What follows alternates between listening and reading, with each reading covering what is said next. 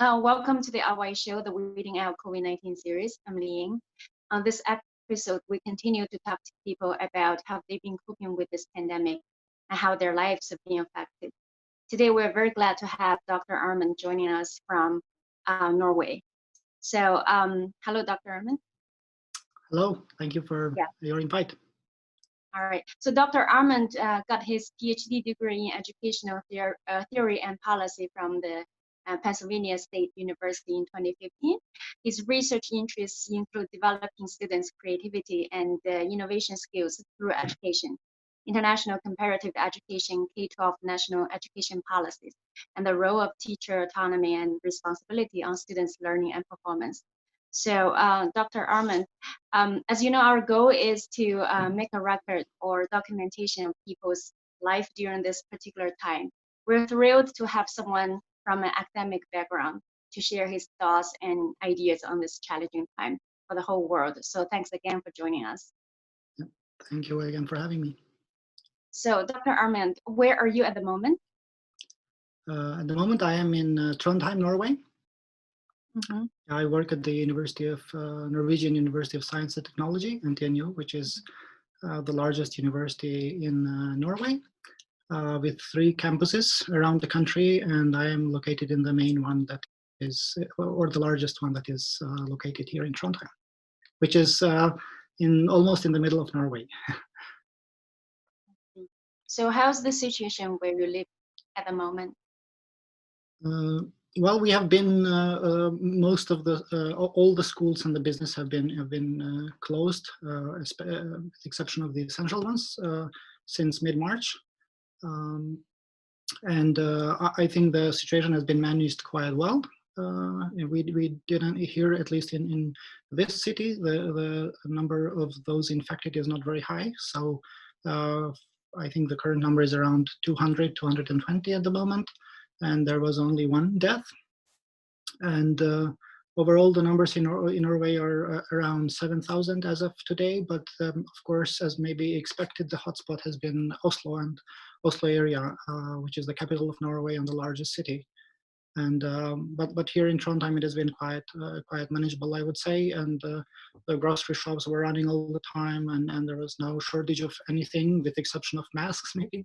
But for the daily living, I think it has been quite manageable. Mm-hmm. All right. And I'm sure you're also practicing social distancing at the moment, huh? Yeah, that is still in place. The restrictions are starting to be released quite soon. So, for example, the kindergartens are opening next week. And then the schools from grade 1 to grade 4 are opening the week after that. But social distancing is still in place, and now the government here and also the local authorities are trying to put in place a system with how this is going to help, or how this is going to work out in the real classrooms and in the school settings, which is quite a challenge. So on one hand, even though the schools are opened, especially for the kindergartens, for example, the local authorities still tell parents who can keep their kids at home, they can do so. So, but I think it's a good sign that things are opening up a bit, and especially here in Trondheim, since the infections are not that high. But there is some rules already in place. For example, right now, one of the regulations is that the kids cannot be in larger than 5 kids per group. They have to spend most of the day outside. So it's expected to help. There's going to be more strict scheduling in terms of when you send the kids to school and when can you pick them up, those sorts of things. So there's different things going on in preparation for opening or reopening the kindergartens and schools. Mm-hmm. So are there any challenges arising from social distancing where you are at the moment? I don't see many challenges. For example, one thing that has happened with universities, for example, is that it has been already decided that university is not going to open for this semester anymore. Everything is happening online, so we teach online, and everything. The exams are going to take place online. Everything is going through these online platforms and systems. But then also when we go out for grocery shopping, for example, there is different systems in place where people are kind of keep the distance, and there's no long lines, and some of the stores that are a bit more crowded, then there's a limited number of people who can go inside the store. You have to wait outside in a line in a 1 to 2 meters distance from one another. So I think people have been respecting these kind of social distance regulations quite strictly. So it's quite well organized. Yeah, it is, because in general the Norwegian society is quite well organized, and I think it has a lot to do with trust. People trust the government, so it's when the people are well informed. The level of education in general in the society is quite high also. So people read the news, read regulations, and then they just follow what the government is saying. And I think it has been managed quite well, because they know that the government is on their side in a way, and the government has done quite a lot, for example, to provide financial packages for all the businesses that are in a more difficult situation because of the situation. So it's working both ways. The government is doing what they can to do to help people in this situation, and then the people on the other hand are doing what is expected from them to do at this point of time, because the only way we can go through this on the other side of it, so to speak, is if all of us work on it together, and yeah, that's the only way actually. Mm-hmm. All right. How do you find online teaching and learning? Well, it's challenging, even though I've had some experience before. I've taught a MOOC before with a Penn State team on creativity, innovation, and change. So it's not something that I'm not used to, but I see that there is people are having challenges, and even in the classes that I teach, it's still it's a challenging time. Maybe not so much in terms of the technicalities of having online teaching. I think it's from my perspective, it has more to do with concentration that people and students can have at this time. So it's a very challenging time in many different ways, and academics is not the top priority. So I understand, for example, when we have these online classes, and the interaction that we usually have on face-to-face classes is way lower comparatively. So it's in that sense it's challenging, but at the same time it's understandable given the what's going on around the world. So what kind of impact will this pandemic have on learning and teaching? That's a very good question. I wish I had a very good response to that, but I think what we see happening right now is that the universities all around the world have shifted quite fast towards the online teaching and learning. And if the pandemic continues to stay around, we might expect to see more of this. And there has been a talk about online teaching and learning for quite some time. Especially in the United States, maybe more than anywhere else, but even here in Europe, and that the online teaching is the future of education. But we didn't really see that such a big impact on the day-to-day teaching and learning. Still, the universities continue to do the same thing as they always did. But now all the universities are forced to move to this online teaching and learning situation. So it is not something that we cannot do. It is obvious that we can make it work in this way with all the challenges and drawbacks that are associated with it. However, we might, depending on what happens with the pandemic, we might expect that everything that can be done online, it will continue to take place online. And along the way, we will learn more about how to run this kind of online education. Even though online education is not new, there is already lots of universities who do all their teaching through online systems. So there's already quite a lot of knowledge out there about how to keep an online education system going. And I think the time, this is maybe a testing time for all the universities to see what can be done, and if it turns out to be as effective or closely effective as the face-to-face interactions, and also efficient, then universities might choose to keep some of these things that are happening online, even if when pandemic goes away, and we can return to the campuses and do the face-to-face teaching. So some aspects of teaching and learning might continue to happen online. I would predict, but of course I could be totally wrong also. Mm-hmm. Oh, I see. Your research areas cover developing creativity and innovation skills among students. So since like the form of teaching has changed, so how to help kids or students in general develop their creativity and innovation skills during this time? Well, yeah, that's a great question too. And I think it's a great question for the entire academic community, for all the schools. Um, Creativity, of course, it is important, and because in the research that I've been doing with my colleagues on this topic, is that human potential is the only potential that we can maximize by using more of it.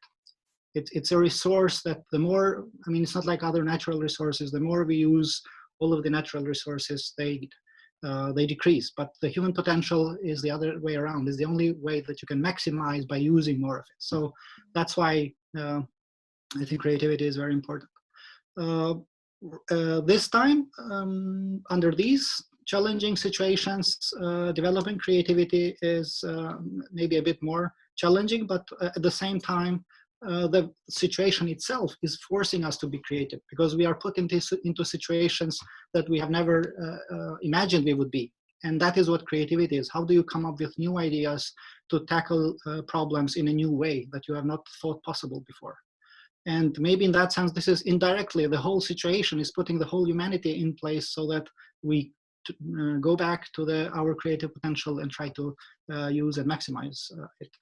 But in terms of following a more systematic way of developing the creativity skills, I think one way is if the students can manage to concentrate and spend time on lots of courses that are available online, and most of them are quite also free, then I think that's one of the ways everybody can develop. But at the same time, I understand that academics is not the priority right now. And from educational perspective and from the pedagogical perspective that I work on right now, it is not the main priority.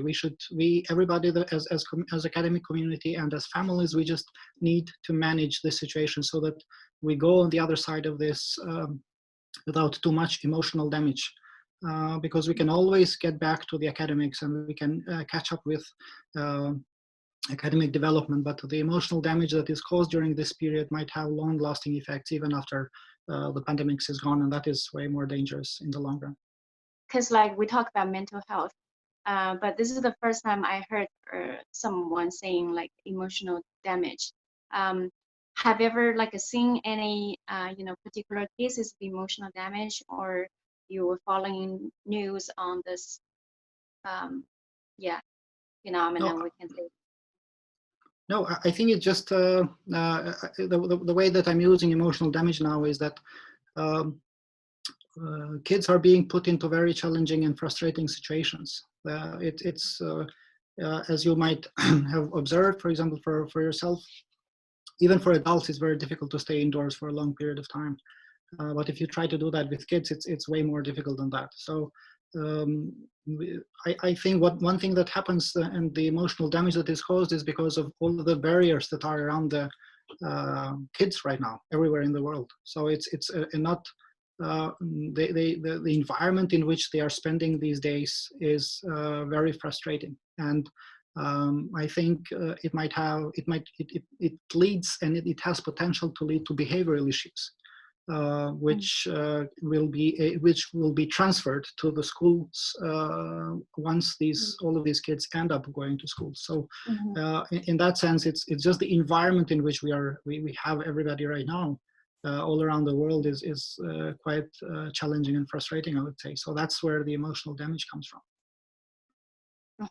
So what kind of measures or what kind of practices do you expect schools to do after kids come back to school? Well, one thing that is true, I don't have a good response to that. However, I think one thing that we, as academic community and the school community, we have to think about is to give students more time to go back to their routines. because we have taken everybody is out of their normal routine, so to speak. And it will take some time until we transition back to a regular flow of having the school days and running the teaching and learning in a more normal way again, so to speak. So it will take more time. So one thing that we need to do as teachers is just being a bit more flexible maybe, and providing more time and be more patient about the time that the students and kids will need to readjust to the school system. And teachers know that. You know, when you have a group of students that you have worked with for a long time, and you know everybody in the classroom, you will see, and teachers will be able to see when the students are ready. So it's going to take some time, but I think one thing is to be patient, because it's going to be challenging a bit, but and it will take time. Mm-hmm. And what about the graduates? Because I'm not sure about Norway, but generally speaking, this is the time when college graduates start looking for jobs. So I'm not sure if you work closely with those soon-to-be graduates. How will this interruption affect their career? Even probably they haven't started their career, but their career choice, their career preparation. Yeah, that's another great question. So we work here in the university where I work now. I'm in the Department of Teacher Education, so we train future teachers. Definitely there is, the pandemic has created lots of interruptions. So moving into the job market after finishing the studies right now, it will depend a lot what happens with the overall situation. Because it's if the schools don't open soon, then there's not going to be any openings also, because schools and the school leadership don't have enough information to plan ahead. So right now it's a great question, but I think I don't have a very good response to that, because it will all depend how the situation will turn out.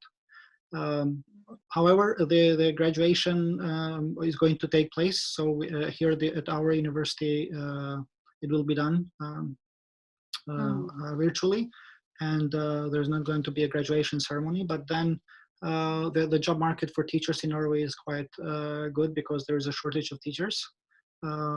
So it depends. Sometimes if you might have to travel or move to a different location to find a job, but in principle there's not a major issue for student teachers who are planning to become teachers in Norway.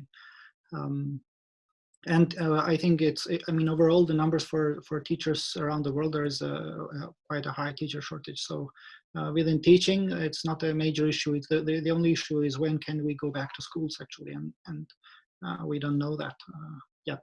So we have to wait for what the scientists tell us, and to see the numbers with what is happening with the infections, and what's going to happen with the pandemic. Is it going away, or do we have to learn to live with it for a considerable future, or what's going to happen? We don't know. How about your students, your current students? How do they respond to online learning and teaching, and how's the learning outcome has been? Well, it's I think it's the same as with anybody else. So it's there is some challenges. We see that what I was mentioning earlier about the academics not being the priority. We also see that when we have the online classes, the participation rate is a bit lower. But in Norway, there is that's not generally it's not an issue, because they have a unique system here, in the sense that most of the classes are not required. So you can take the classes, but if you don't take the classes, you don't have to show up. And we see a kind of a decrease in the numbers of students when we have the online teaching versus when we have the face-to-face teaching.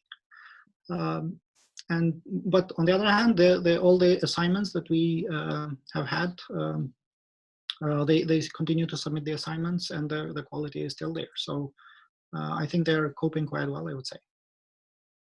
Do you discuss COVID-19 with your students in class? A little bit, not so much. Yeah, we have, for example, one group that I teach right now is a master students group. who are completing their master studies, but most of that group are at the same time they are also teachers. So we have been discussing lots about the challenges, because here the online teaching and learning is also taking place for all of the other levels. So for high schools and middle schools and elementary schools. So all the teachers are still in a way working, even though they're not working in schools. They are very involved in all the teaching and learning activities. So and then we discuss about those challenges that they are facing right now. So we discuss the situation. Mm-hmm. All right. So how does this pandemic affect different communities or different groups? I know when it comes to communities, there are all kinds of communities there. But is there any like a particular community that has been affected a lot in Norway?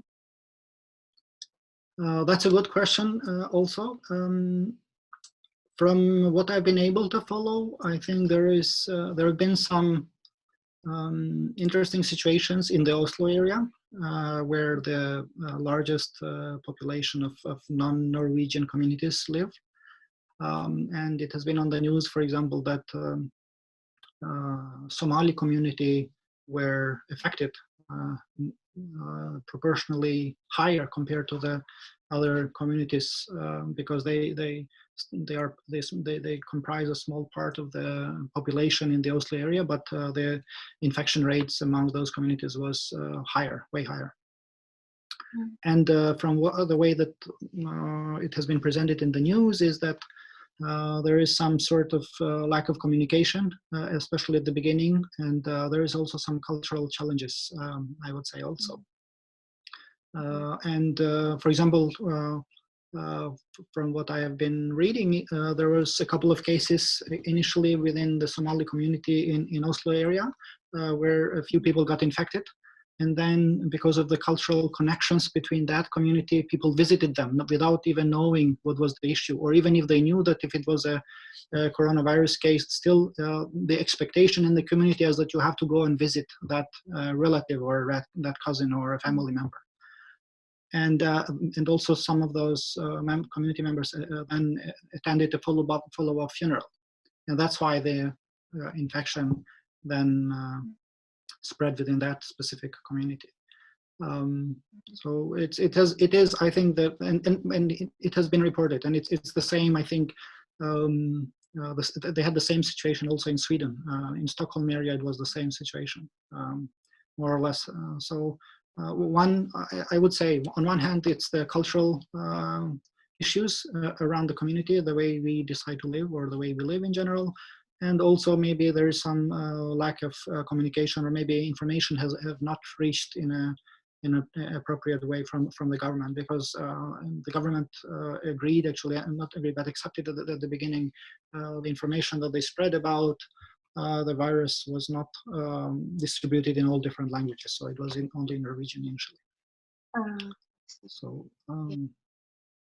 But I think right now it has been normalized in a way, if I can use the term. All right. So what support has been the government providing to all the people involved? There's no, there's no direct support. For example, I know for the families with kids in the kindergarten, for example, as soon as the kindergarten closed, the government took over all the payments. So for all the time when the kids are not at school or are not at kindergarten, the families do not have to pay anymore. The government will cover that.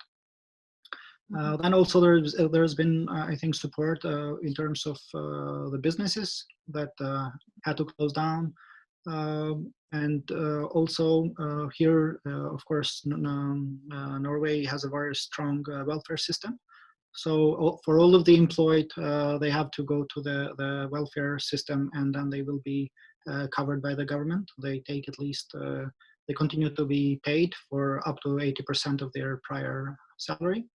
So I would say it's, and as we said at the beginning, Norwegian society is quite well organized. So at the end, I think if there is, in my opinion at least, if there is a country that is going to be able to bounce back to normality without too much disruptions, Norway is going to be the one.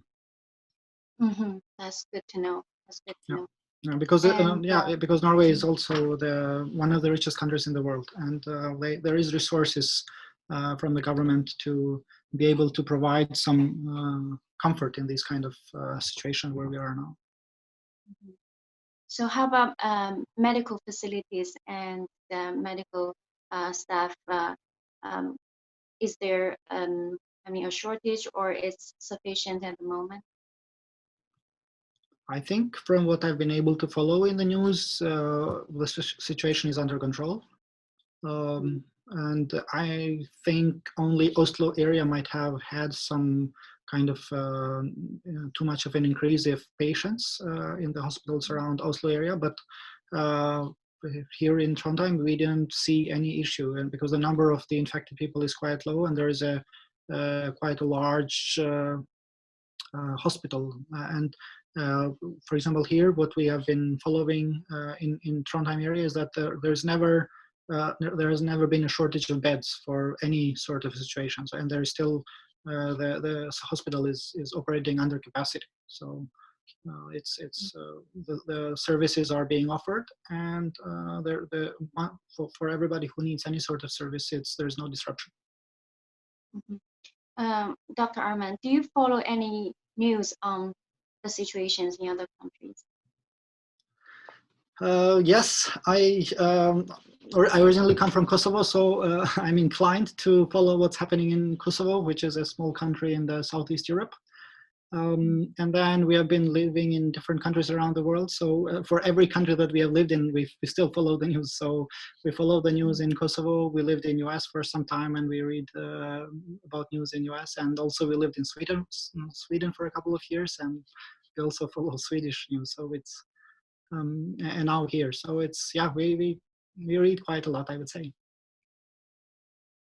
So when you see the different situations in these countries, especially in the ones you have lived in, how did you feel? Well, it's overall it's a sad situation, especially when we compare how the situation is being dealt here and what we see happening in the United States, for example, which now has turned out to be into a situation that is getting out of control. It's already out of control, and all the politics around it. So it's quite challenging. And it was also the same in Kosovo.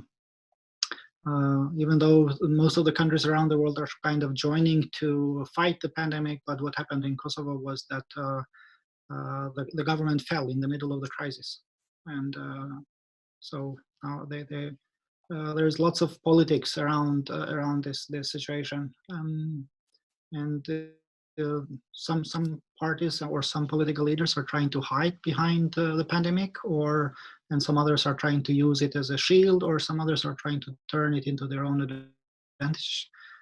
So, and that kind of worries and makes us sad a bit, because it's at this point, I would say this is about the human life and how all we can cooperate and work together to overcome the situation the faster that we can, with the least damages and with least losses, and that should be the main priority. And it's saddening when we see that that's not always the case. So, doctor, has this pandemic made you think about anything in particular? Well, I think, of course, because, and I think this applies to almost all of us. If there was any positive thing about this pandemic is that it's a moment of reflection. It's a moment of reflection where we are individually. It's a moment of reflection where we are as communities, as societies, as countries, as a global community, maybe also.